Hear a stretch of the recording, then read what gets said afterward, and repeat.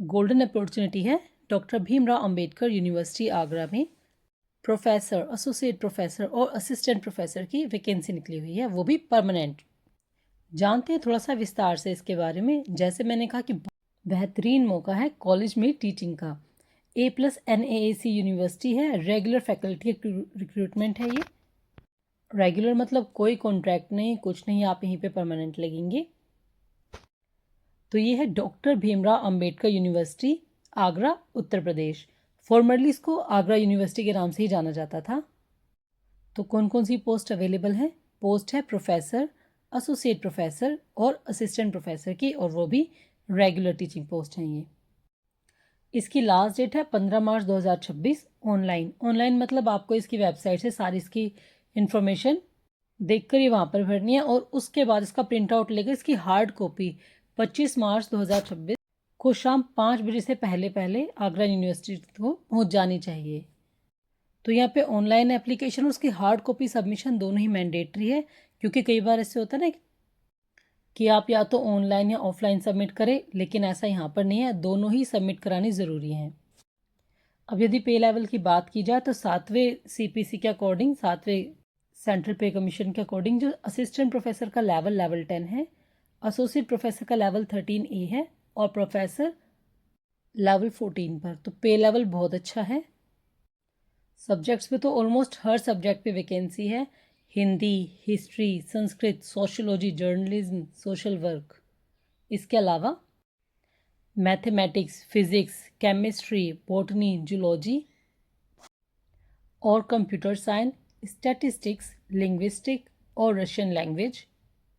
अभी तो और भी हैं, home management, clothing and textile, food and nutrition, child development, psychology.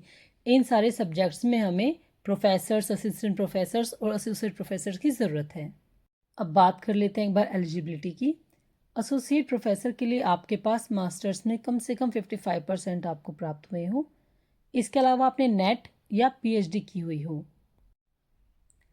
Eligibility अगर एसोसिएट प्रोफेसर की देखी जाए तो वहाँ पे आपके पास PhD होनी चाहिए, मैंडेटरी है। 8 साल का आपके पास एक्सपीरियंस होना चाहिए और कम से कम आपके 7 पब्लिकेशंस प्रकाशित हो चुके हों। प्रोफेसर के लिए भी PhD मैंडेटरी है, और इसके अलावा आपके पास 10 साल का एक्सपीरियंस हो और कम से कम आपके 10 पब्लिकेशंस का प्रकाशन हो चुका हो। अच्छा, जो अभी थे ना कि पब्लिकेशन हो चुकी हो, 10 पब्लिकेशन मैंडेटरी है, इसके बारे में बताते कि पब्लिकेशन होता क्या है।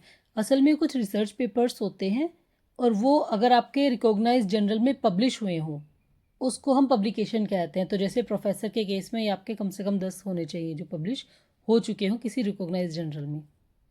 सिलेक्शन प्रोसेस की बात की जाए तो सबसे पहले जो आप एप्लीकेशन अपनी भेजेंगे उसकी स्क्रूटनी की जाएगी, उसको अच्छे से देखा जाएगा। वहीं से आपके कैंडिडेट शॉर्टलिस्ट कर लिए जाएंगे और उन्हीं को इंटरव्यू के लिए फिर बुलाया जाएगा। ये हमारी सिलेक्शन प्रोसेस है। कोई एग्ज़ाम नहीं है, कुछ नहीं है, सीधा आपकी सारा कुछ आपकी एप्लीकेशन पे, आपके एक्सपीरियंस वगैरह पे ही निर्भर करता है।